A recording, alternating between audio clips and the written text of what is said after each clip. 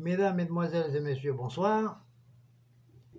J'ai l'honneur de vous présenter mon poème qui a pour titre « Révélation ». Ce poème fait partie de mon ouvrage, un ouvrage qui se trouve actuellement en édition. Révélation. J'ai vu souvent pleurer les veuves, mourir de faim pas mal d'enfants, se mettre en crue de nombreux fleuves et s'abattre des ouragans. J'en ai vu d'orageuses pluies, des incendies, des fusillades, dont leurs souvenirs m'ont séduit à m'asseoir au banc des malades. Entre les barreaux des prisons, j'ai regardé la trahison se profiler sur le visage de quelqu'un qui paraissait sage. Chaque jour qui touche à sa fin me laisse un accroc dans son fief. Le soleil semble en son déclin pointer du doigt mes vieux griefs. J'ai vu plein de mecs au travail, dans les champs et dans les usines. Les uns conduisent le bétail, les autres siègent leurs machines. Malgré le fracas et la grogne que produisent tous ces chantiers, chacun s'applique à sa besogne. Chacun pratique son métier. Voilà que de l'effondrement l'entourage en soi se dessine. Ça surgit sans détournement ni même une pause anodine.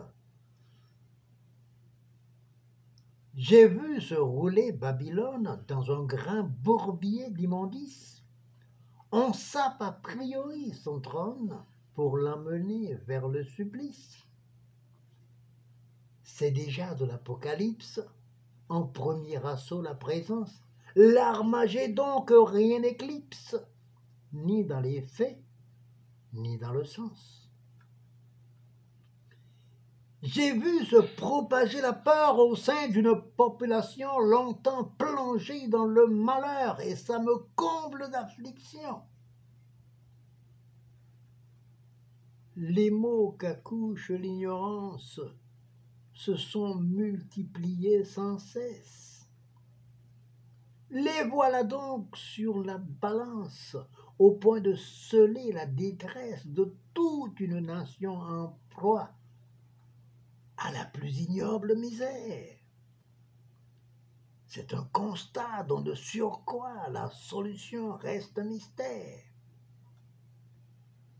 Être libre est un idéal que par le fer et par le feu, un peuple orgueilleux se régale dans la mouvance d'un vœu pieux. Le mien est devenu servile, malléable et désengagé.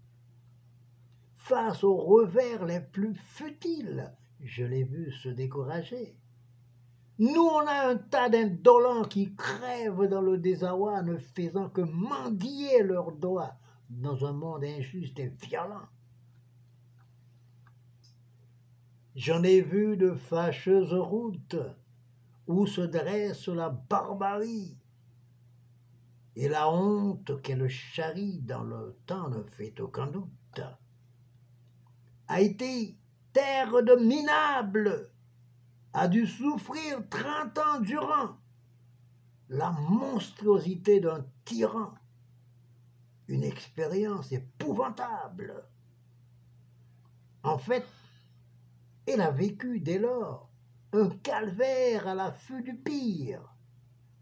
Chaque soleil naît sous l'empire d'un mal qui s'annonce un record.